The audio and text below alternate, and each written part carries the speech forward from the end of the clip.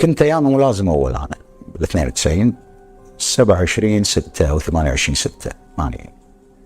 والله رحت الى قاعده راس الارض ذاك اليوم. طبعا انا داش شفت شباب اثنين متلثمين واقفين بالزاويه شي وشكيت فيهم ظلمه، قلت شكوا فيهم انا. وانا طالع عند الدوار وافاجئ ان الجام عندي انا جام بعدين كاكا يا كان خرط الجير طارك ونمت على الكشن شافر كابرس في الصابونه سموها، وانزل من الباب الثاني حلو، واذخر سلاحي ورميت من تحت السياره. اوكي وقف الرمي. قمت جبت بريفتي اتذكر، حط على السلاح طلعت شيء، قلت اذا واحد ناطرني ولا شيء يرمي. صح كنت اطل له ماكو حد، شفت ركض وسياره خضراء ما انساها شفطت بالدوار وقبت.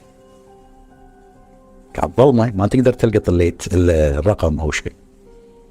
قمت انا طالع جام سيارتي ولا سيارتي مش خاضه بالجنب، 26 رصاصه اطلق على يعني مشط تمام. فجيت رحت المكان اللي كنت انا شايف ان هذول وين فيه، لقيت بقع دم.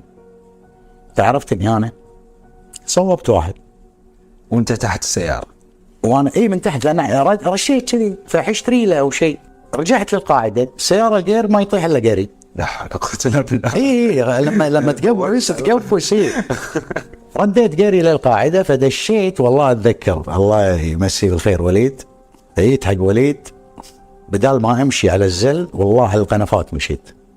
انا مهستر ترى الموضوع مو سهل انك انت انا يطلق عليك النار طلقه الوحده ترن فما بالك. لا انا شفت هذه 3 ثواني الموضوع كان لكن كانه 60 سنه.